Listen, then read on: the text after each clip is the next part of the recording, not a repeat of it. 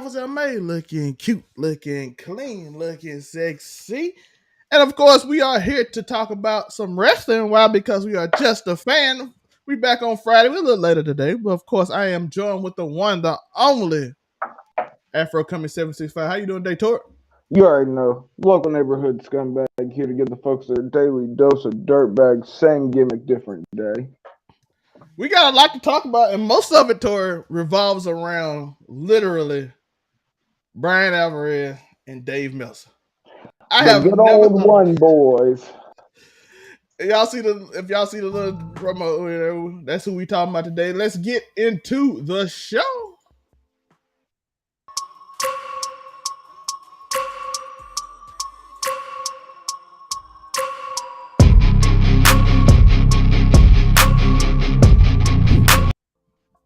Yesterday, we are talking about Dave Meltzer and Bryan Alvarez. Why are we talking about them? Because they have made multiple statements. But the first thing we want to get into is, of course, this random story that they have come up with, Tori, that William Regal is going to the WWE.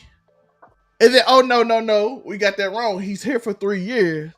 Then, oh, no, he going to WWE at the beginning of the year. He's got an opt-out clause in his contract now after a year, which isn't too wild. If that would have been their first answer out the gate. But the opt-out clause is the wildest clause I have ever heard in my life. Well, no, certain wrestlers do it, though. I'm talking about the type. If Triple H gets in power, I will be able to opt out. Dave, who told you this? I expect the opt-out clause. Like, okay, I do it a year. If I feel bad, I get an opt-out clause, blah, blah, blah, normal stuff. This man said, if Triple H goes into power, I get opt-out. I'm like, Dave, this doesn't... You think TK is going to write a clause? That's crazy. Tony Khan is going to write a clause in your contract that says Triple H takes over from Vince McMahon. If Triple H comes to power in the WWE, you may return. Like, after a year. Like, did Real Regal know something? Did Vince had the Triple H leak it? Well, I was going to say, was it Triple H and Regal working together to get that $20 million in hush money out to everybody? That's the only way this makes sense. This is the only way he would actually know. But I understand William Regal wanting to go back to the WWE, especially with his son making his debut now on NXT. I saw that. His son's there. He loved Triple H. What's his name? Charlie Dempsey, right? Isn't that his name? Yeah, he reminded his dad a lot in a lot of ways. It's the mannerisms, and he's built the same as William Regal. Yeah, he for y'all that don't know, he beating up on what's that academy called? I don't know. Chase U. Yeah, he beating up on them right now. I only remember that shit because I hate it. That's a stupid fucking gimmick. Yo, the only person they got rid of the only dude that I liked in the whole gimmick. Like the bro dude, I'm like, okay, that dude just fits because he's like a fraternity bro, and I can see him. The rest of y'all do not fit at all. Y'all have that Thea girl can really go, and y'all literally have her yelling and screaming like some maniac. Even though I do like the addition of when did Nikita Lyons get so bad in the ring? She looked a little rusty from the match clips that I've been seeing. She's been injured, so she's not quite got it back yet. Oh. So you can kind of tag watch that shit. She ain't completely horrible, but it's not as good as it's not as crisp.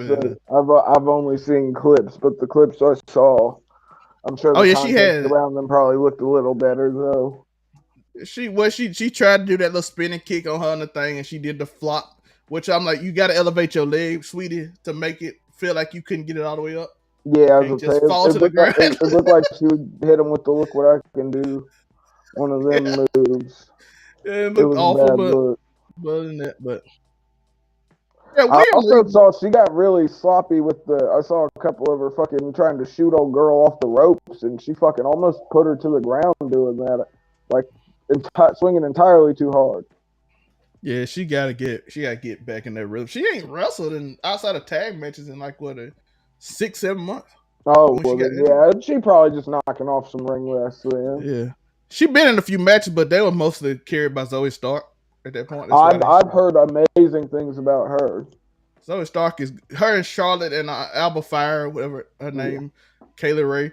They've been training lately. So you know who else? Speaking of Starks, fucking Billy Stark. That little girl can wrestle. She's only 17 years old, but that girl can go. Yeah, I'm pretty sure she's gonna get to WWE. You don't think she'd go to AEW? Why would you at this point? I mean, she's at Stardom right now. Why would you go to AEW? I'm just being. They've got the working relationship with Stardom. I don't. You had Roxanne Perez in your hand. Yeah, and drop the ball. And Roxanne Perez can have a Shawn Michaels Bret Hart rivalry for women. I agree, though, because I don't even think Tony should have a women's division. So I agree wholeheartedly. Billy should go to NXT. I feel like she could be amazing there. All I'm saying, any of the girls there right now. Roxanne can have a series of matches for 20 years. That would be classics, bro. That's what I'm saying. And so she's only 17. Yeah, that's what I'm saying. Roxanne is just 21, and so you can literally got 20 years. She's that fucking good. Like, and even Cora Jade 22. Yeah, Cora Jade, she's fucking amazing too. This whole, I don't know why Tony didn't get any of these dope girls. Who would Billy wrestle? Let's just be honest. Billy would wrestle Willow 100 times because it's the only person that she could wrestle for that long a time and be actually good with. I don't know, but you don't think Billy versus Ruby could be amazing? But Ruby older. I'm just talking about a long-term rivalry. Okay, long-term rivalry. Like Cora, you got Roxanne. Yeah, because we don't want to see fucking Billy versus ex-cheerleader girl in the House of Black now, Julia. Yeah, I don't want to see, and I don't want to see Anna Jay versus Billy either. I definitely don't want Tay Conti to get anywhere near that girl because she has a promising future. And them all the young people, we can say Jamie Hayter, but again older. Oh, that would be a fire match, though. It would be, but older Billy again. Starks versus Jamie Hayter would be crazy. Like my whole thing is, I want Dark Starlight Kid to go to WWE too. Yeah, it's a lot of WWE got, and they can all be under William Regal. That's how we're gonna tie it back into the main show. But yeah, William Regal. Well, yeah, it's a lot of potential that she could go in. It's a lot of young people. And I was like, if you don't stay at Stardom, you go to WWE. Do not go. AEW needs star power more so than they women division anything. And if you ain't really got that, you probably ain't gonna get on TV, except for to get fed to Britt Baker. So let's just be honest. You gotta heat Britt Baker up so she can get back in the title picture, and that's what your job is. And Chris Statlander is probably gonna be the one to beat Jade, and other than that, and then after Jade loses, I don't know how Jade can lose to her. Like once Jade loses, all the mystique gone. I'm sorry, I do love her, but she ain't the greatest wrestler in the world. Her whole mystique is literally, I'm undefeated. Your thoughts on can Jade lose? Jade can't lose freaking anytime soon, or it's all for naught. I think Jade has to come up on the women's championship at some point. Like, she can't just sit with your mid-card title when you've had her be undefeated. It makes no sense why she hasn't had a shot at the title yet. Or you just can't have it. Like, you should honestly be thinking about double champion Jade, in my opinion, if you're not going to throw it all away, but let Jamie Hayter get a run in first, because she's damn near the only immaculate female talent that you have. She's better than Britt Baker. She's better than fucking technically she's better than Jade all day. She's better than Paige, in my opinion. She's better than Julia. She's better than Ty Conti. She's better than Anna Jay. Thunder Rosa's not there anymore. She just gave Becky Lynch MVP of the week in wrestling. Thunder Rosa is giving every WWE woman love. And who was your wrestler of the week? No AEW one. Thunder Rosa and WWE could be wild though, bro. That shit could be dope. It could. She literally every time she do you have who are you praising this week? Completely WWE. No one had done completely WWE. Anybody on AEW? No. Becky Lynch. By the way, Becky Lynch is the MVP this week. Like Becky Lynch just doing that promo in the stand showed you why she's on another level of all women. That one promo just put her like she got Bob over. Bob got so many followers on Twitter. Did you see that, Tori? Becky Lynch got Bob over, dog. Like, that's how good she is at being a promo. I'm like, I said I liked you as a heel, but I forgot. The man is really like Bianca. I don't know if you can hold this bit with her being this over that long now. I don't know. You might have to get that off you. Maybe Alexa beat you and you know. But again, the moral of the story, Dave and Brian don't know what they're talking about. Sean Ross Sapp said they have a clause in which he can get out the contract right away, and will in a year's time, which will be like January in this year. And that's why they knocked him off TV. And oh my God! By the way, shout out to Excalibur for selling that knockout, because for a long time nobody would care, but when you like, he had a brain tumor, he had this is why. So I'm like, good job on selling it. I got to give Excalibur. He had a brain bleed. He had 2 brain bleeds. That's what I'm saying, Tori. Shout out to you for actually selling that, my guy. You did your job 100%. Because most people would not care when he did it. Everybody be like, just what? What? Why did he do that? Nope. We are selling. Which leads us to the second thing Bryan Alvarez and Dave Meltzer talked about on their takes. They are sitting here like, for a casual audience, Hangman Page came out for Jon Moxley and nobody would have understood it.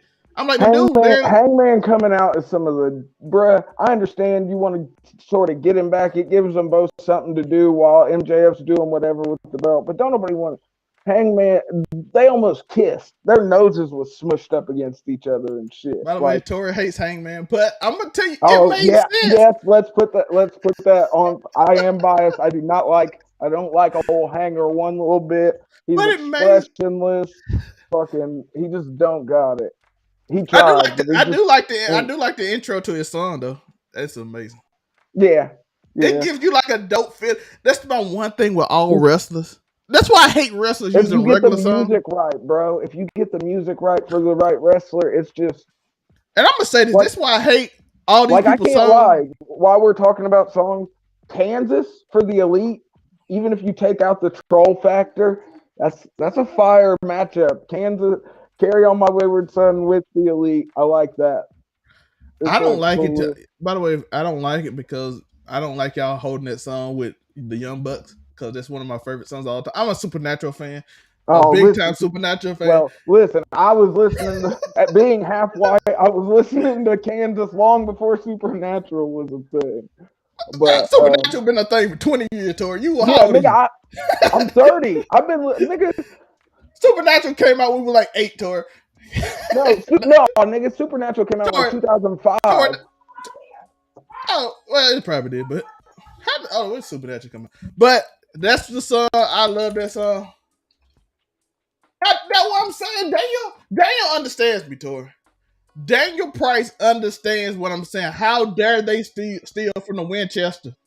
Yeah, I get that to a certain extent. Now, I liked it the first time because it fit. No, because I want Kansas to get paid, and we know the kind of checks Tony's cutting. I'm here for artists who makes their money. That song has been around for fucking 40 years almost. If Sam and Dean don't come out to that song with the Elite one day, they have failed everyone.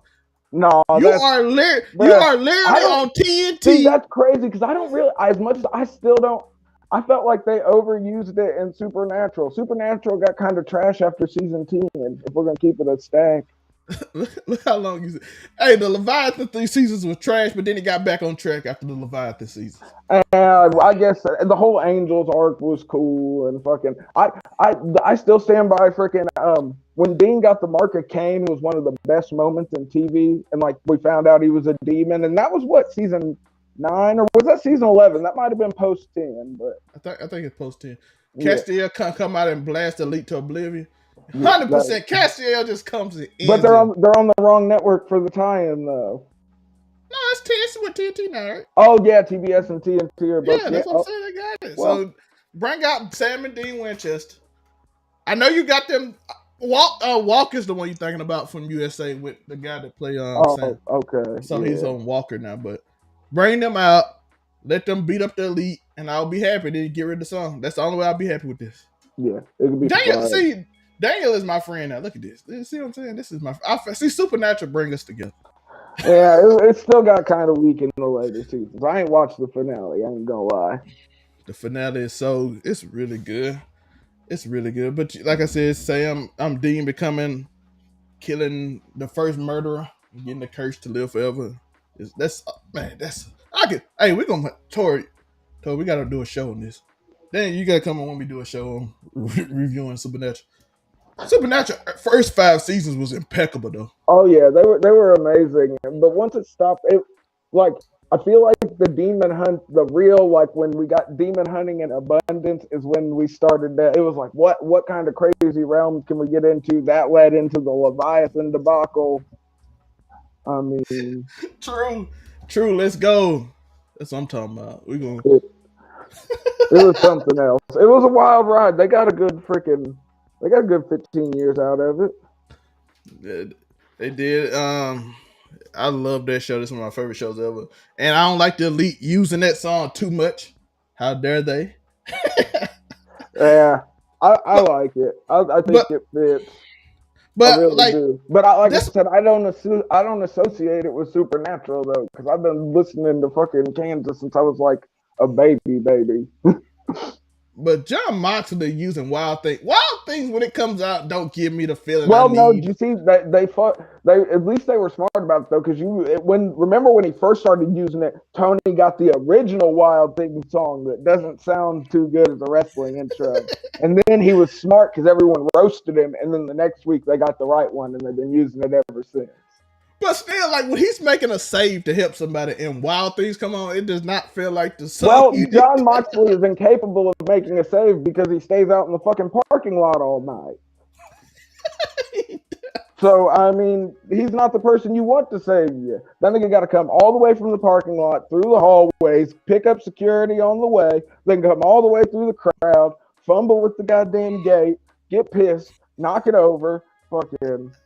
You've already been murdered. Somebody has already fucking decapitated you by the time John Moxley gets to the ring, and they're not even a quarter of the way through the first part of Wild Thing. I do like Dust in the Wind too. They're my two Kansas songs I know. I don't think Dust in the Wind works as a wrestling intro though. Oh, I don't know. Somebody might be able. Bray Wyatt could pull off Dust in the Wind as a fucking intro. When I hear Moxley, all I think about Major Damn, you let Supernatural get us off track, nigga.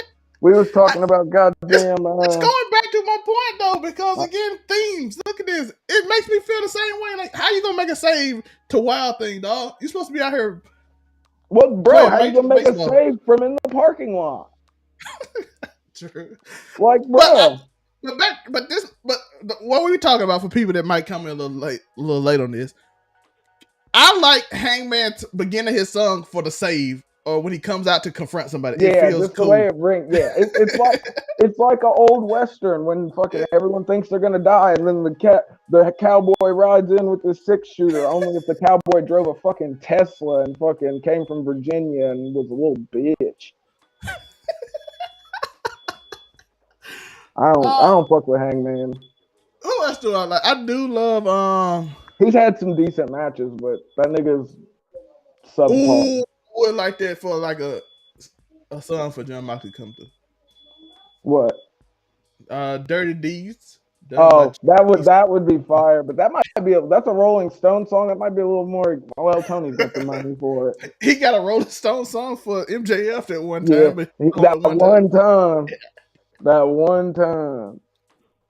And I mean, he shelled out the money for Punk but I'm pretty sure Punk has that written into his contract everywhere. Like, you got to shell out the money to license fucking Cult of Personality.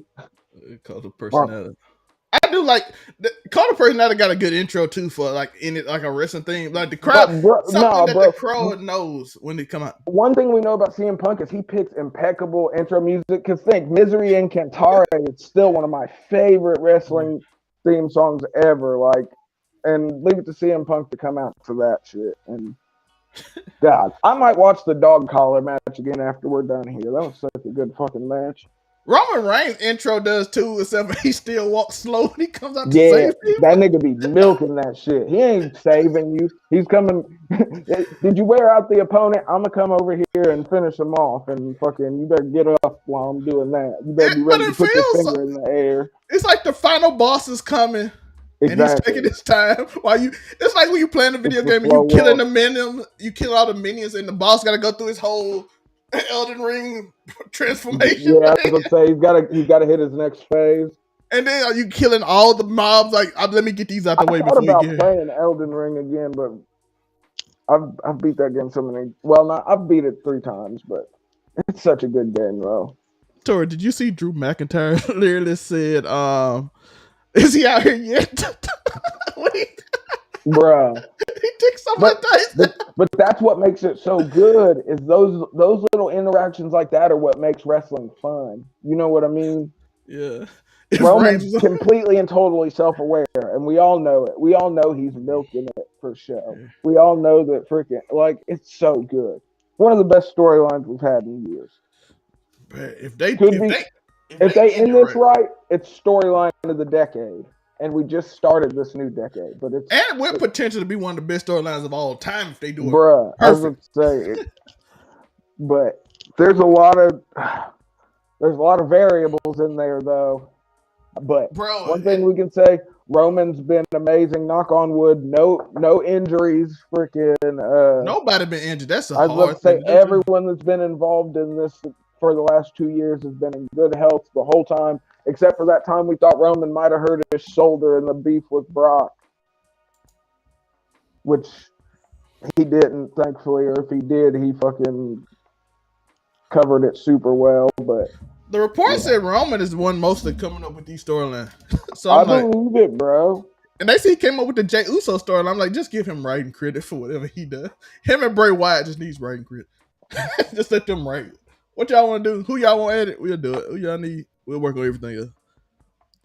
Even from the catch of the mic and the wink back when he caught the mic with Brock Lesnar at SummerSlam was the coolest.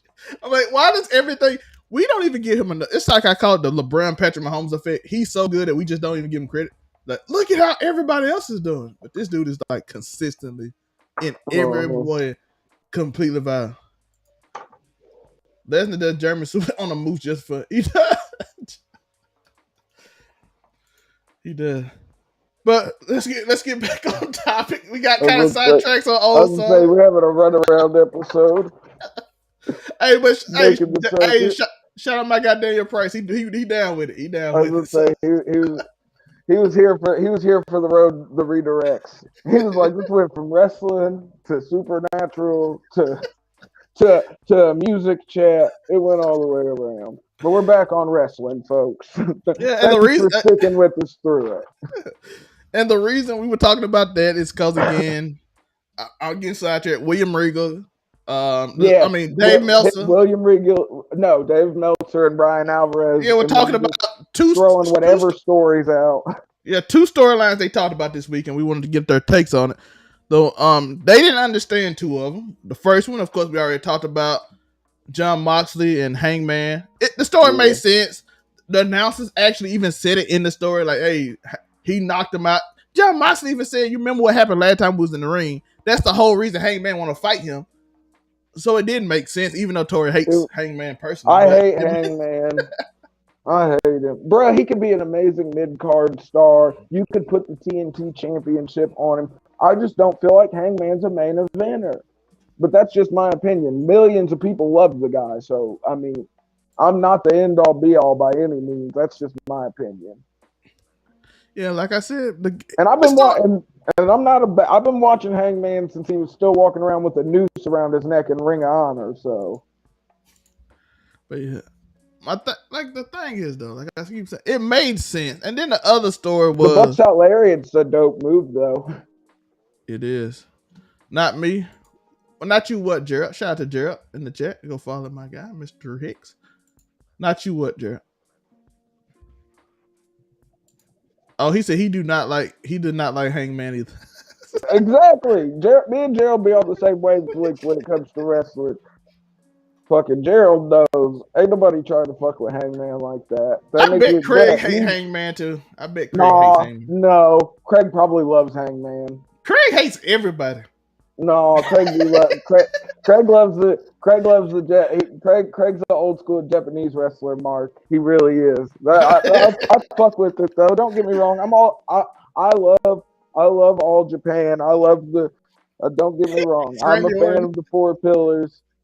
Freaking yeah, hey, that nigga turned around on Randy Orton real quick. That was serendipitous. He was like, I don't like Randy Orton. Then Randy Orton goes out and puts on a banger. Get well soon, Randy Orton. I saw he had discs in his back fused, so hopefully he makes a comeback. Though. He hates Jeff Hardy too. Man, Jeff Hardy lost his luster for me too, though. I don't really care for like the Hardy brothers were good together, and Jeff had some decent runs as a mid-card guy, but I don't. But that's not to take away. I mean, we wouldn't have ladder matches the way we do now if it wasn't for them. Daniel, you got to tell us about that one day. He said, the man who trained Jimmy trained Hangman. No, you got to tell us about this one day. You got to tell us about that. But the other story that Bryan Alvarez and Dave Meltzer was so confused about was the MJF story and why it doesn't make sense. We agreed on the Bryan Danielson part, but like, of course, MJF would turn on him. He's resentful, crazy. He even said but having a heel turn on a heel is just so. And I know it's modern wrestling. It's 2022. Heels and faces aren't as clearly defined as they once were. But I feel like when they are clearly defined, we should sort of respect the guidelines. Both of those gentlemen are clearly heels at this point. You know what I mean? Yeah, it did hurt the crowd reaction. I was going to say, but if this gets me MJF versus Bryan Danielson, I'm okay with it. I get it being a way to write Regal off AEW television, but it would make them kind of look like clowns if he showed up right back up in WWE. They say he's showing up in WWE, so I would say, but his son's there. Yeah, it does. I get what they're saying. Though. I'm split on it though, but I get the story they're trying to tell that you trusted the devil and nobody can trust the devil. They're wanting us to feel like they're really setting us up for like MJF's gonna have a reign of terror, and like I hope they do it good because MJF's got the chops for it, ain't no doubt about it. But wouldn't it be better with the fire though? Yeah, but that might have been his way of copping out and saying he was okay with the firm now. He understood why they did what they did. You know what I mean? That could have been his soft out. Yeah, it could be, but I'm like, he's like, I understand because I would do the same thing. I see weakness, you attack. And I'm like, is that a way to get back with the firm since they were supposed to do something with CM Punk? Yeah, that's what I was wondering. But it's hard telling. It is. It's hard to. There's so many, because MJF's so versatile. There's a bunch of different ways you could get him into the. He did have a lot of power in WWE. Yeah, I would say he's had a lot of freaking. There's just MJF's so versatile. You can do so many things with him. I do like that idea Daniel putting up. If it was a double turn, it makes sense. But I think he's going to WWE, so I don't know. Yeah, well, it depends on how soon he shows up in WWE. By the way, the reason I said William Regal, bro, Triple H didn't just show that picture of William Regal for no reason. Unless, I don't know, he's been hanging out with Logan Paul a lot. Maybe Triple H is on the troll train. He's saying Logan Paul has influenced Triple H? Yo, into being a troll, bro.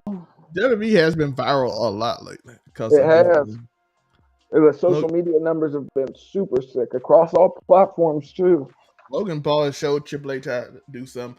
He did. Ain't nobody can use a cell phone no more. I don't even think Grayson Waller using a cell phone. Yeah, I was gonna say after he, and to think he had the presence of mind to flip the camera back around to him. He flipped it around to Roman, then flipped it back around to him as he jumped. Like, them little touches like that, y'all niggas can't touch a cell phone in the ring no more. When that nigga fucking flipped the camera around on Roman after giving him the selfie, and then fucking mid frog splash, flip that shit back around to his fucking bruh. And the start is, you're going That's how viral, Roman. Yeah, bro. Like, and like I said, it may not sound that impressive, but flipping the camera back around mid frog splash, that's fucking impressive. If you ever been to a WWE arena, especially a pay-per-view, oh yeah, you understand how far that is from the top of the pro. Yeah, the actual gap that there is between the top of the turnbuckle and the freaking the table. That's a sick amount of distance. If you actually understood how long that actually is, that makes you look at the way Mick Foley came off the top of the cage way different too. Like, once you actually see a steel cage, like in person, you're like, holy shit. But still, to this day, Shane McMahon I swore Shane McMahon died. I watched a steel cage match with midgets once. How nigga?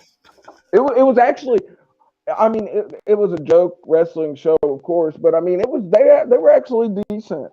Like, shout to little people. Yeah, most definitely. I used to love that shit, and I don't know why, but for some reason, in good old Indiana, you can find your fair share of midget wrestling. How you feel about this match Gerald put up for us, Tor?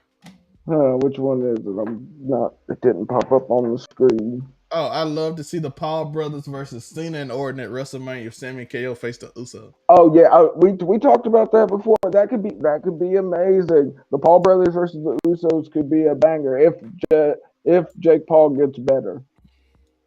Yeah, because he's got the air. He can come out to the ring and all that. But y'all saw them punches the same way I saw them punches.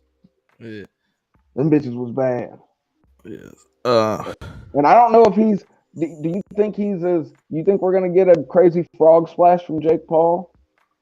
Like, I don't know if he's.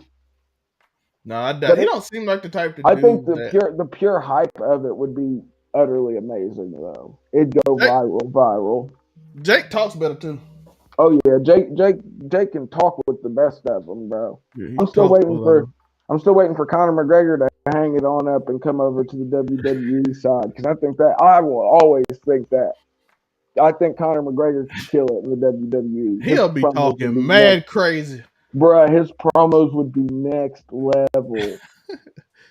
Right now we got Sami Zayn and Sheamus, and that's gonna be a good match. Oh yeah, that's gonna be a banger. Yeah, so that's on SmackDown right now, but yeah, William Regal appears to be going to the WWE. And Bryan Alvarez and Meltzer is always wrong. Do you send him back to NXT? He want to do NXT UK so bad, so I don't know what you do till they go start though. You mean NXT EU? Yeah, NXT year. They said he said that's a passion project, and they'll probably be what he'll be over. I feel like you could honestly, I think you could bring him over to have him manage his son too. I think that would go a long way to help get Charlie over. Or you can have him over overseas too. So moving. Well, I mean, are they actively doing anything over there now though? They said it's supposed to be 20. They said 2023. I was gonna say, didn't they say they were gonna set up an actual performance center over there? So it's not like you have to send them all to Florida to train or anything like that? Or was there already an official performance center in Europe? They have something over there, but I don't know how much it. Well, I would say I don't. That's why I was asking, because I didn't know. But I think William Regal. I mean, you can't blame him. I mean, AEW is just so.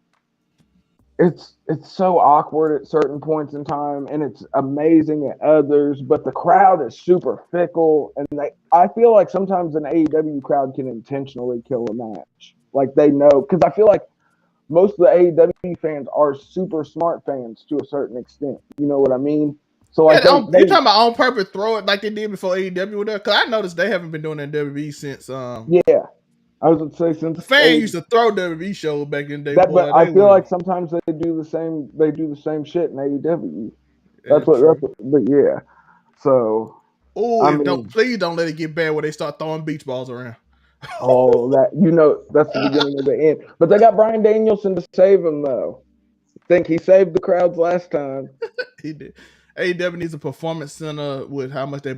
I do think they need. I know TK said he doesn't want a performance center. I'm like, bro. Yeah, definitely. You can still do different styles. I know that's what he wants. And you don't want a train style. If he just cut the women's division, bro, he could do some amazing shit with the male talent he has. It's just because all of the women he has right now would do so much better than the WWE, at least all the talented ones.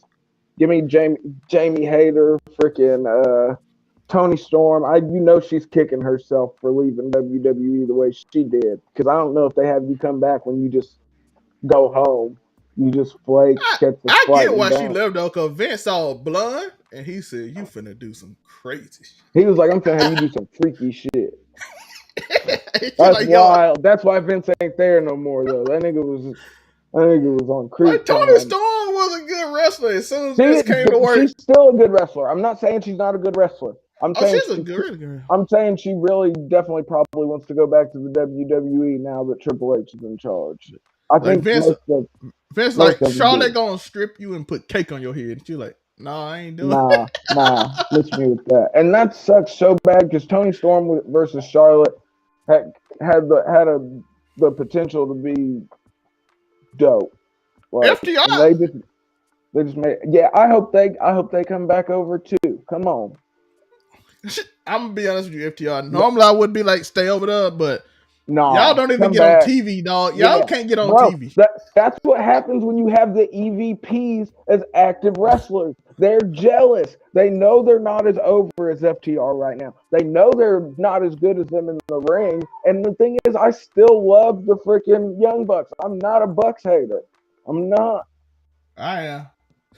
I know you are, but they do good work sometimes though. They really do. Hey, they've had some amazing tag team matches. We got to give them that, including with FTR. Don't forget the Lucha Brothers in that steel cage last year. They still look like nerds and everyone else. No, but they can go though.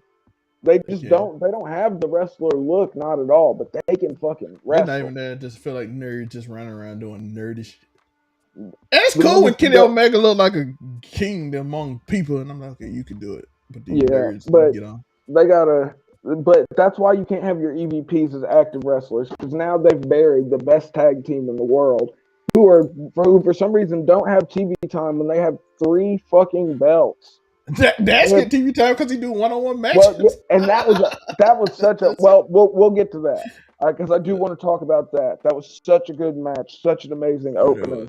But we'll get to match of the week here before too long. But yeah, FTR being buried as their thing. New Japan likes it so much they still ain't. Them niggas ain't. When's the last time they were in Japan? And they still got the tag team titles, and not the juniors. The actual heavyweight tag team titles, because they're doing the junior tournament right now. I think little half prediction, unless they match it. But Chris Bay and Ace Austin, I would love to see them as the junior tag champions. I think that would be super dope. And I know they might be in the losers bracket, but if they're not, then I'm here for it. But Buck should have had the tag titles and dropped them to FTR. They've got AAA, they've got Ring of Honor, and they've got New Japan. How are we not seeing the Acclaim versus FTR? How is this not a program that's being? I understand they're both faces, but how do FTR not have a shot at these titles as they hold the belts for 3 other promotions? And do you know why? Because the Young Bucks are jealous and don't want them to have all 4 titles at once. Hey, FTR literally was been since they almost been number 1 ranked in the ranking system and still hasn't got a title shot. Still haven't got a title shot. They're the best tag team in the world. Well, go back and face the Usos so we can see. Yeah, please. Like I said, I hope FTR does go back to freaking. I hope they do go back to WWE. because it'd be so many amazing tag matches could be. Tori, do you know when they said it contract up? I saw the other days. I think early 2024 or April. They said it was in April. Yeah, because he was talking. Dax was talking to Sean Ross Sapp. He said he thought it was gonna be at the end of the year. I thought maybe they didn't say April. I thought it was April though, but I just glanced over the tweet. I didn't actually watch the video. Yeah, the video Dax was saying he had. I'm look at it right now while we're going over this. But Tori, can you see Daniel's tweet message? What? Oh yeah, no, I can. I had to scroll down. Yeah, you can read it while I'm. Yeah, they're petty. They're super fucking petty, and it's bad for business. That's the thing. Like even the Punk situation. If they wouldn't have rushed there, and I don't know if this is a hot take, but maybe if they wouldn't have rushed the locker room, he wouldn't have knocked one out, and Ace still wouldn't have had to chomp Kenny Omega, and nobody would have got smacked with a chair. But they let their egos get the best of them, and they ran into CM Punk's locker room, forgetting even though he is 0-2 in his UFC career, Dana White still paid for him to train. So Dax Harwood has claimed that he's under the belief that his contract ends at the end of April 2023.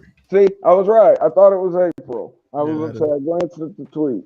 I've gave bad information before on this site. We are not reporters. I was going to say we are not reporters. We work purely off of Twitter and other random sources. Everyone else can find it out the same way. We just talk about it. Yep. Unless y'all want to start paying us like you're paying Dave Meltzer and Sean Ross Sapp. I mean, we'll take the money at any point in time. Don't get it twisted. We'll get there eventually. You will see me recording live from Tony Khan's house. That's what I was about to say. Before it's all said and done, don't think you ain't gonna hear me asking somebody some crazy questions at the press scrum afterwards. I'm gonna be the nigga that asks the crazy question that starts the next brawl out. I'm gonna be at Tony Khan's house asking questions. Shit, you get into Tony Khan's house, then we just need to, nigga. Everybody else has talked him into an EVP spot, nigga. Let's get on the booking committee. we could save AEW. Watch how quick I shut down that fucking women's division. I'm gonna tell all them bitches, go over to WWE. God damn it, get your heads right. Why are you like this? Like this. Shout out to Stardom. Some of y'all go Stardom. I love watching Stardom on YouTube. Bruh. Stardom's so good, and they've got so many amazing female wrestlers. They have so many. And I mean, think most of the ones that are good in AEW, Jamie Hayter came from Stardom. You know what I mean? Freaking Hikaru Shida came from Stardom. Fucking I mean, so many. Riho, even though I don't care for Riho, she came from Stardom. Emi Sakura. Chelsea Green did cancel Russell Cade last weekend, so she might be on her way to WWE. Deanna Purrazzo contract is up. Listen, Chelsea Green, if you watch this, please stay away from WWE. You're just going to break something again. Every time you go near WWE, you break something, bitch. First it was your arm. Then it was your fucking nose. Didn't you break her nose once too? Fucking, yeah. And you get fired. If you get fired for a third time, you finna look crazy. But they've already fired you twice and let you come back. SmackDown needs her and Deanna Purrazzo, who contract is up at the end. They need Deanna Purrazzo. I wish so bad that freaking Tully Blanchard's daughter wasn't blacklisted, because freaking Tessa Blanchard can go. But she is a tad bit what you call racist. She's a little racist, but the bitch can wrestle. God damn! I'll let a little, bro. I will let a little racism fly if it means I get to see Tessa Blanchard versus Charlotte Flair, bro. Sasha, this is your punishment the same way you do Adam Shear. You have to go out there and let Sasha Banks beat you, and then you go and raise her hand, and then bruh, making that nigga raise Ricochet's hand. This is what you get for trying to control your own narrative, nigga. You better take that L from Ricochet, and then I want to see you smile afterwards, motherfucker. Or you're going back, or it's going to be future endeavors all over again. Triple H said, I'm going to get in my Vince bag if you don't get my nigga Ricochet over. Yo, he lost to Ricochet and then had to go raise his hand. Ricochet coming back and saving Braun Strowman is crazy. And the crowd count. And the IWC crowd, not the regular crowd. Yeah, Regular crowd love Braun. I was going to say, they like that. He's a spectacle. He is. And he's actually good. So much better than Satnam Singh. He's actually a good spectacle. He can actually go and he can actually have a good match with him. And Omos a good match. So I'll never say Omos is a good match. There's no saving Omos. Omos is in the same fucking category as Satnam Singh to me. Them niggas are just big for no reason when it comes to professional wrestling. Omos is kind of scary big. No, not really. Fucking. I mean, he is scary big, but he's got the real slow monotone voice. I don't think he controlled it. He just No, I know, but I'm just saying it gives off an air of like the dumb big guy. That's why he got MVP as his mouthpiece. And he's not that good in the ring. Remember, bro, we had a whole episode talking about how long we'd give Omos before we said this nigga was whack, and we far surpassed the deadline. Hey, at least at this point, he's just a spectacle wrestler because he's never on TV. Bruh, hopefully fucking they don't renew his contract. No, I take that back. I'm not trying to wish nobody to lose their job. goddamn. He just wasn't no good in my opinion. I gotta quit being a hater like that, but it is what it is. We do not wish contract ended. Yeah, I don't wish nobody. Unless you get the full payment from the contract. Yeah, I was gonna say unless you get bought out like CM Punk's trying to do, you get over on. Good transition, Tori. CM Punk over the weekend is still under AEW contract and getting paid. Those close to him say the holdup is he waiting on AEW side to release him so he can go on to his next project, and there is no chance, he stated to his friends, that he will ever work with the Elite ever. So it's not a work, folks, unless it is. Unless Dave lying again, which is you never know. Dave could be lying. It's kind of the topic of this episode. Almost would be a good basketball center. I agree. I don't even watch basketball, but get that nigga out of the wrestling ring. Make him a soccer goalie. I was gonna say, to do this. I was gonna say, I don't care what sport you put that nigga in, but get him out of the squared circle. God damn it. But yeah, how you feel about the CM Punk news, Tori? I feel like we already knew this. That wasn't no fucking work, bro. Fucking, and I don't blame him. Fucking the at the end of the day, the Elite got pissed off over some words at a media scrum that did ring true. Like, niggas can say what they want, but what he described is the same shit that we've been talking about on this podcast, that we've been reading in the dirt sheets for all this time. So sometimes when there's enough smoke, there's fire. If this does anything, it proves that all the shit that the detractors of the Elite said about them not being able to separate being active competitors from being fucking EVPs, it's all true, and it's fucking dumb. If Tony's smart, he will remove those niggas from their positions in freaking as EVPs and just let them be wrestlers. They're both the Young Bucks can be an amazing tag team. Kenny Omega's one of the best singles wrestlers of the past decade or so, guaranteed. And I mean, but they don't need to be EVPs. There's just no reason for it.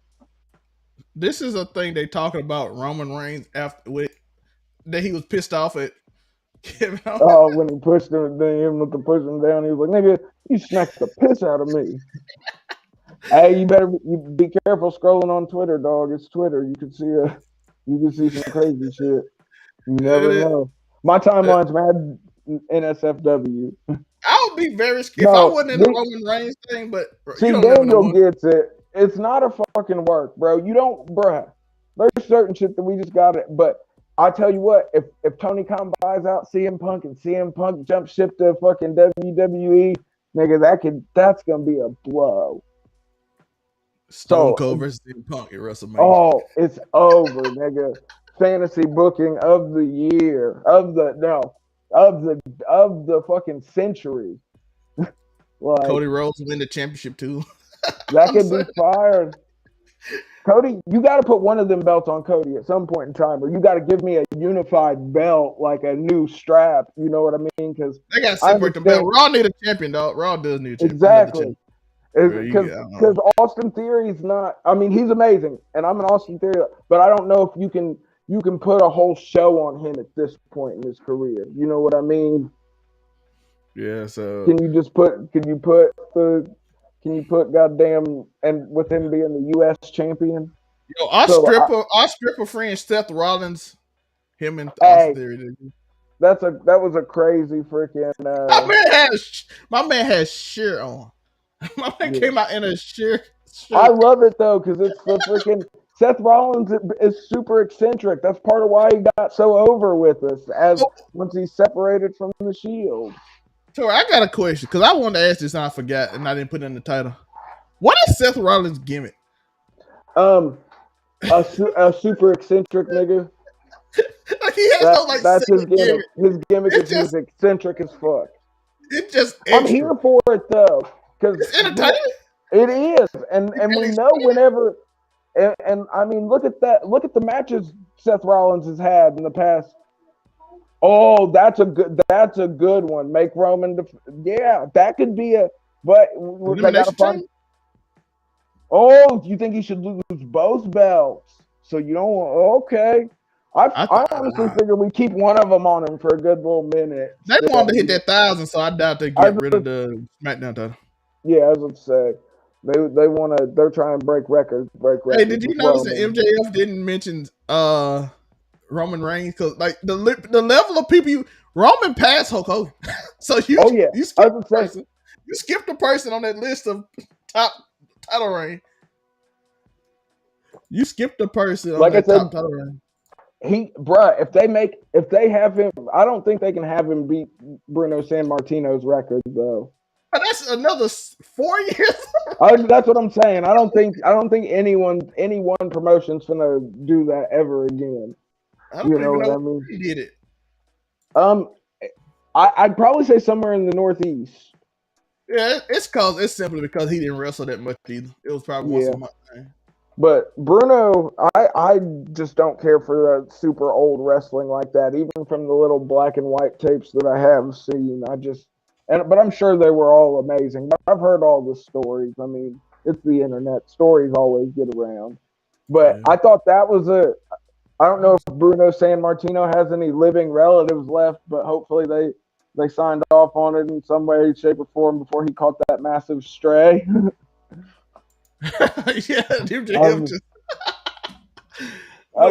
Agreed. Gerald Roman is the best wrestler in the world right now. MJF's a close second, in my opinion, though, at least character-wise. And Kenny's somewhere in that top 10. So is Danielson. Kenny used to be in my top 5, but I feel like they'll get. He needs a singles run again, honestly. But I don't know if they got the opponents for it right now. Kenny Omega sort of already beat everybody that's at the top of AEW right now. You know what I mean? Yeah. The one thing, Roman is so good in this character he's in right now. Oh yeah.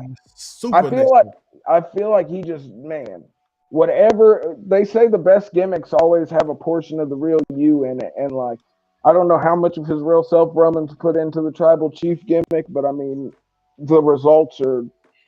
Adding his heritage to it makes it so easy. Oh yeah, I was going to say, when you just go down the long line of wrestlers that the Anoa'i dynasty is fucking produced. I mean, you got Fatu, you got freaking you got Yokozuna, you got Rikishi, you got Umaga, you got the Usos, you got The Rock, you got freaking Roman, you got the werewolf. Why can't I ever remember his name? The one in MLW. The actual. I feel so dumb for not knowing his name. But the people know who I'm talking about. Jacob Fatu. My lord. Yeah. So, I mean, like, bro, that family just produces, and in my opinion, Yokozuna is one of the best big men ever in wrestling, in my opinion, still to this day. And I trash niggas in 2K with Yokozuna. I'll be laying niggas out with Yokozuna. But yeah, the whole family is just nothing but amazing wrestlers. And watch, maybe Ava Rain's gonna break out of this Rhea wannabe gimmick and fucking get on a tear. She can talk so well though. That's Has the she one had thing a she has. match yet though? I think she's Nope. still injured. Probably that's why she ain't really fit. She ain't even been physical. Oh, really. yeah, we talked about this last episode. I asked because I'm ready. I'm gonna watch whenever she has her debut match. I'm gonna watch it. You know that's going viral. People like The Rock's daughter first match. They're gonna advertise this shit. Oh yeah, they're gonna blow it up. They're gonna blow it up. I'm hoping that Trinity come back real soon and joins the bloodline. Maybe give them bruh, I've never liked Naomi. I always like Naomi for when she do like fake shoot fight because it goes in and it looks like it's so real. I'm like, she got fat ass. You can't blame. Is it Jimmy or Jay that she's married to? Shout out to that. It's Jimmy, right? What was it? I'm not sure. Jimmy? Well, they're twins, goddammit. And whichever one gets the DUIs is the one she's married to. Because they got arrested together once. That's the only reason I remembered it. Yeah, but Roman Reigns, his acting, I was trying to say they were trying to do the acting level of stuff with MJF and them. I'm like, only way you can ever get to this level of storytelling is if you have MJF and Eddie Kingston together. And you have to have some suitable people to be around. You saw MJF brought up Jimmy. Yeah, exactly. I get his name mixed up too sometimes. You get it mixed up with DUI? Yep. I was gonna say I get his name mixed up too. I mean, after you catch so many, but he's a Florida dude, so I mean, we know how niggas in Florida is. Pensacola, we getting down. I was gonna say, but yeah, I don't really care if Naomi comes back or not. I hope Sasha comes back though. Sasha there's so much she can do with this women's division on SmackDown. Yeah, they've got so many. So imagine when Tony finally listens to me once again. I mean, look, he listened to me last time, and look at how much better the product got for a second. We got MJF back heel. Freaking, we got the titles on the Acclaim still. We broke up Swerve and Keith Lee, thank God. Now just listen to me and cut your whole women's division. Zelina Vega is so fine. Oh my Lord! You know Aleister Black's trying to go back to WWE just because he thinks he's like, what if Santos Escobar is waxing down my old lady while I'm over here messing around with Brody King and Buddy? Shout out to him being back though, so he got. I don't know how long his contract is, but 3 years. That's the standard Tony's been slapping niggas with so far. TK said y'all ain't getting free from me. Hey, by the way, I do want to call y'all out though, because y'all complain about if they ain't happy, they shouldn't work their contract. And as soon as somebody went happy with AEW for the first time, y'all was all on, they should stay for their country. I'm like, y'all switched up so fair. But if they have an opt-out clause, then if they take advantage of it, how can you be mad? I'm not talking about opt-out. I'm just talking about people that's unhappy with their contract. No, I know. Everyone, it's that good old double standard. When it fits you, you want them, you think that they should be able to leave when they want, when it fits your narrative. And when it fits your narrative, you think they should serve out and do their whole contract. It's the internet wrestling community. That shit's literally a coin toss every day. Santos and Ricochet probably going to be the main event tonight. That's going to be such a fucking banger. It is. Bruh. But you think, how do you, man, because I don't know, back to the Zelina Vega and Aleister Black thing, I know Aleister has to want to come back. You know what I mean? Because he was a Triple H guy for real. Just like Johnny Gargano. He was pushed to the moon. I was going to say, and I wish, because honestly, bruh, think of how the House of Black could get over in the WWE as opposed to the way they're getting over in AEW or failing to get over in AEW. And I hate it because I love all three of them. All of them were amazing on the independents. Fucking, I think Brody King could be pushed to the moon. Freaking, you could put a world title on Brody King. Buddy's a fucking specimen. Like, bruh, yeah. Ricochet and Santos do have history, and that's what's going to make this match as good as it's going to be. But there's just the House of Black would fit so much better in WWE. It's not even funny, and the fact that all of them, besides Brody King, have a history there. It's just the writing's got to be on the wall. Spooky gimmicks do not do well in that. In AEW, why do you think we only got broken Matt Hardy once? We got that nigga teleported once and never again because their whole fan base trashed that shit because that's not what they were there for. And the production ain't. They don't. No, it's not up to snuff. That's the main reason why WWE does it so much better because of how high the production value is. Yeah, they make sure everything look grandiose. TK just ain't got the infrastructure like he for can that. Get it, but he don't care. Oh, he can pay. Yeah, he could definitely get it. He want to end this. He want it feeling indie as possible. No, but I saw an interview where he talked about how he's booking this like he used to book his e-wrestling league when he was in high school. Like, and he tried to say that he's such a good booker because he used to only book matches for his 3 friends, and that's what made it to where he was so good to booking for an audience. Shut the fuck up, Tony. Take that. Nigga, you have billions of dollars. Pay somebody competent to run your wrestling promotion before that shit fucking burns to the ground.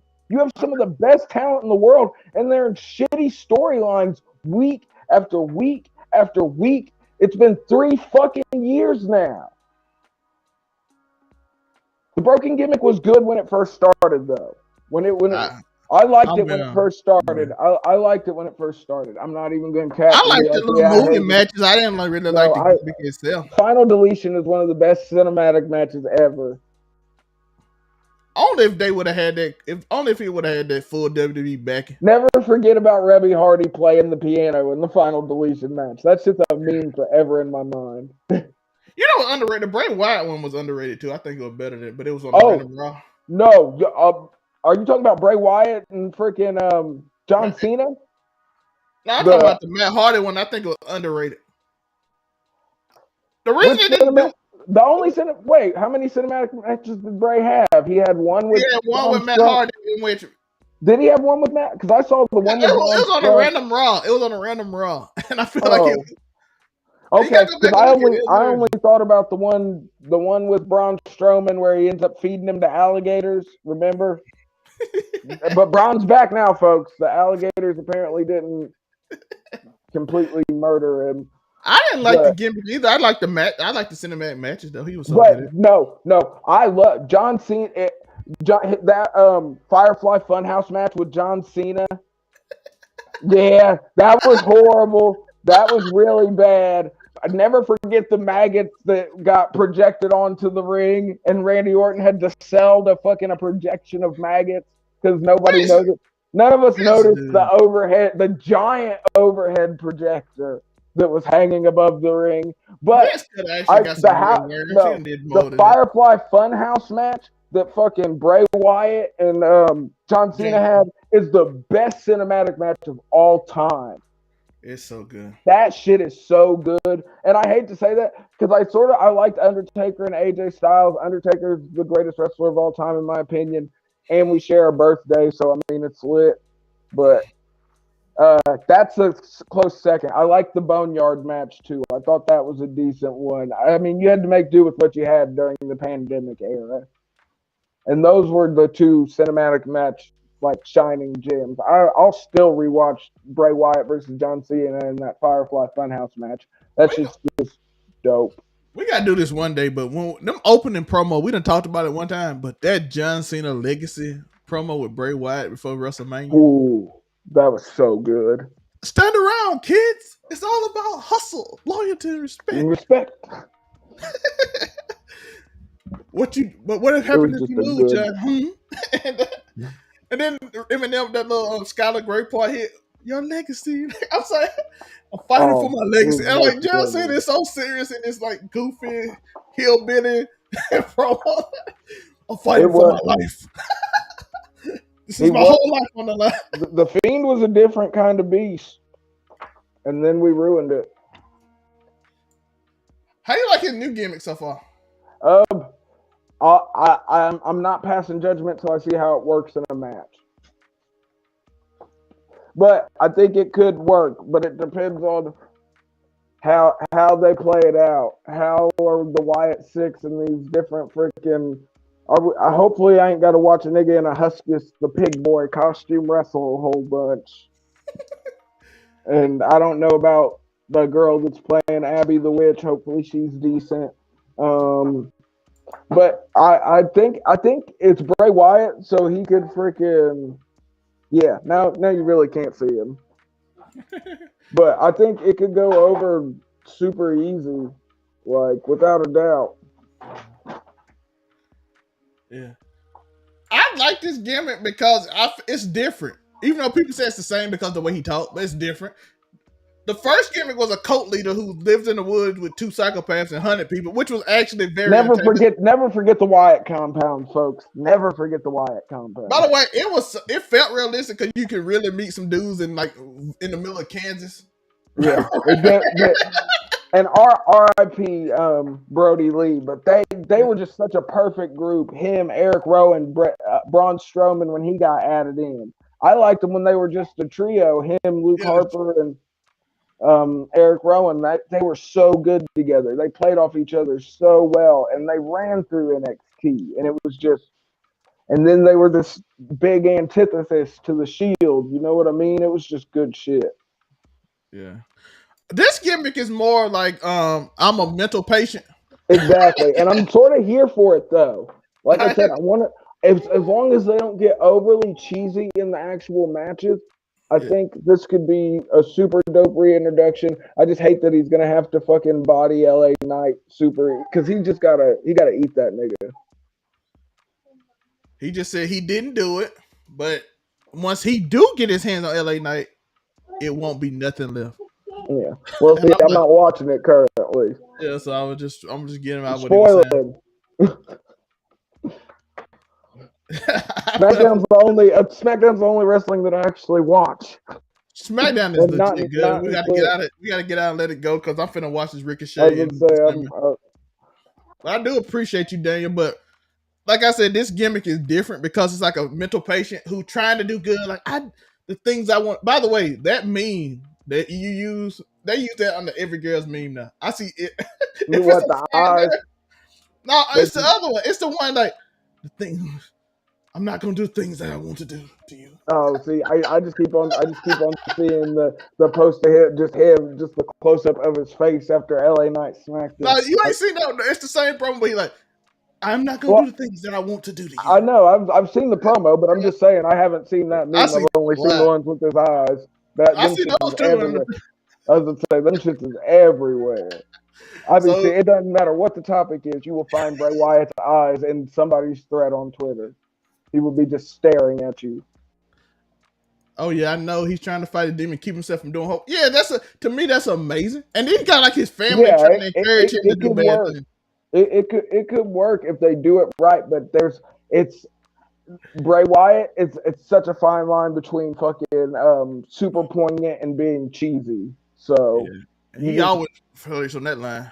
But if they do this right, I feel like this will be the first time we're getting a Bray Wyatt run where Triple H is completely in charge. I feel like Triple H is a lot more amenable to wrestlers having inputs on their storylines, where Vince is just sort of you do it my way or fucking you get future endeavored. So shout out to Seth Rollins for saying I'll never forgive Vince for making me do all the moves and getting booed for the feet. Bro. By the way, that was a horrible decision. Vince, I don't know what the Fiend. I don't know why he wouldn't just pull the trigger on the Fiend. That nigga was so over. It would not have hurt Seth. And the crazy thing is, look at how many L's we let Seth Rollins take after we wouldn't let him take that one L to the Fiend in the Hell in a Cell. But having him do 20 curb stomps, one of the most protected moves there is. Yeah. Made literally no sense. Well, then covering him with the toolbox and hitting it with the sledgehammer and fucking, I mean, bruh. Who's going to beat the Fiend now? You have literally booked yourself into a corner. Right away. And they could have just let Seth take the L. And he wouldn't have got booed out. We've seen time and time again, Seth Rollins, it doesn't matter how many L's he takes, He's that damn good. We don't care. He's amazing. He can take an L. He's going to put on a banger next. If he didn't put on a banger while he took the L. That is true. Seth Rollins is a Hall of Famer, like, guaranteed. First ballot type shit. Oh, prediction on Wrestle Kingdom. Who you think from AEW and WWE going over there? You think we get anybody else besides Machine Gun from WWE? Shit, you could send Shinsuke. Yeah, you're already letting him wrestle Muta, and he'd get the sickest pop in Japan. And don't forget, we got Kenny Omega versus Will Ospreay during Wrestle Kingdom 2. Oh, yeah. That's just going to be crazy. Will Ospreay versus Kenny Omega. Kenny got to take the L, though, because I don't know unless they're going to let him take the United States Championship back to fucking AEW with them. AEW got everybody built. Yeah. But they've already had that one before. Because remember, Mox came over with it, then Lance Archer. Whatever happened to Lance Archer, he's so fucking good. I don't know why he hasn't been on TV. Bro, he's literally here to, like, when a new person win a championship, put him over for one match and then go away. Yeah, it's like when we get in, when we're trying to get somebody over, we need you to go over there and sell them like hell. Show them they can beat up a big man. And then never show up again until we need you again. Yeah. You don't have no story. You don't have nothing. You just here. Shinsuke will gladly pin him you to 100%. Yeah. And he gonna put on a performance. You know he gonna. Why wouldn't you? The Great Muta is one of the When Muta blow the red mist though, it's different. If it's mean when he blows green, but when he blows the red mist, that shit different. I love the Great Muta. I love Shinsuke too. In his natural language, he is so swag. Oh yeah. That nigga cut a promo in Japanese next level. Just turn on the fucking subtitles, folks. He's talking that hot shit. It works because you saw Oscar. That nigga got carried down to the ring by a bunch of bitches on a palanquin, nigga. Like, what? What? Got muscle bitches carrying me down on the palanquin, looking all fly and shit. Hey, before we gotta really get out of here, but how do you feel about this Emma with Madcap thing that they got going on? Well, I mean, they're actually dating, so it makes sense. It is. But I'm like, you need a serious woman competitor, and she's literally probably the best on the roster. Oh, she's good, but I don't know if she's the best on the roster. On the SmackDown side? Oh, okay. I'm not talking about Charlotte comeback. Well, yeah, because I wasn't thinking with Rhea and is Becky on SmackDown or is she on Raw? They're on Raw. They all on Raw. Okay, yeah. So then she's definitely one of the best. Bianca on Raw. I was thinking Raw. You said best on the roster. I'm thinking all of WWE. I was just talking about SmackDown roster. But yeah, SmackDown. She's probably damn near if she's not the best, she's in the top 5 because she's so fucking good. I wish they would have just. I understand bringing her back as Emma, but I felt like she was coming into her own as Tenille Dashwood. Yeah. So if Ronda ain't here today, she should beat. I don't know though. She's facing Shayna right now, but I'm like them two should be so much. Well, why is she kissing him on the cheek? Let's roll this up so I can go watch it, nigga. Okay. Match of the what we say? The match of the weeks. Match of the week. Dax Harwood, Bryan Danielson. Good old fashioned wrestling match. Fucking nothing super complicated. Everything was super clean. Sick transitions. Dax hit a crazy flying crossbody off the second rope. Did not think, because with the knee brace, you don't really expect him to pull off those kind of moves, but all of it so flawlessly. Him and Danielson had amazing in-ring chemistry, and coming into 2023, I think we really need to look at Dax in a singles light when we put him when we talk PWI top 500 this next time around, like, because Dax has been putting on bangers, whether it's singles or fucking in the tag team. And that match with Danielson, and I know some people are going to say, oh, it's Bryan Danielson. He could have a good match with a fucking chair. But no, him and Dax, match of the week easy. Yeah. I got the same one. I'm not even, I don't have nothing to argue. I don't have another match that was better. Yeah, it was so good because it was so simple. It wasn't super contrived. It wasn't overbearing. It was just good old fashioned wrestling. Yeah, I don't. When Dax took the goddamn when Danielson went for the dive, Dax selling it over the fucking guardrail like that, super good because it diverted the attention away from Bryan Danielson's foot getting caught on the rope, and then for some reason they mentioned it on commentary when no one else would have seen it if they'd just not said anything. Yeah. Women's match of the week, I have to give it to Indy Hartwell and Roxanne Perez on NXT. Oh, I did like Candice LeRae and Dakota Kai. that was my match of the week. Candice LeRae and Dakota Kai. Yeah, that was a real good one. That finish was so smooth. To her. That was an excellent finish. It was a really good finish. I didn't even expect it. It just I'm like, that was clean. That's what you get when you get two really good wrestlers in the ring, and none of them on SmackDown because SmackDown put their two best women's wrestlers in a match right now, and none of the rest of them is really. Raquel is good, but she's still young. Raquel's always good though, like but through and through. But she's young at certain spots that she ain't used to, so you can tell sometimes when she's like, you ain't never been in this spot before. Yeah, but you can always tell. Raquel's, she's so good that it's not even funny, and they just got to find a storyline that she can sink her teeth into. Yeah. Well, that's it. Let us know y'all thoughts. Who was y'all match of the week? Just leave them in the comments below. And we're about to get out of here and finish SmackDown. Like I said, the two best women's wrestlers on SmackDown, Shayna and Emma, is wrestling right now because they ain't really got much else on SmackDown until Charlotte and them come back. So we out. I appreciate y'all. Remember to like and subscribe. Tori, where can they find you? You already know, AfroComedy765 on Twitter, Instagram, all that jazz. Catch me on the internet, probably saying something offensive. And, of course, here on Overall 99 Media, being an Overall 99 scumbag. You too, Daniel. We'll be here every Friday talking a little take it easy. Usually about 7 Eastern, but sometimes it'll be 7:30. So just be on the lookout. We'll be around late sometimes, Joe. Yeah, it'll be Tori. Hey, I'm a scumbag. What can I say? Use your half white side and come on time, Tori. Hey, sometimes you gotta run that CPT. All right, we out. Appreciate you again, Daniel, man. Appreciate you. We out. Peace.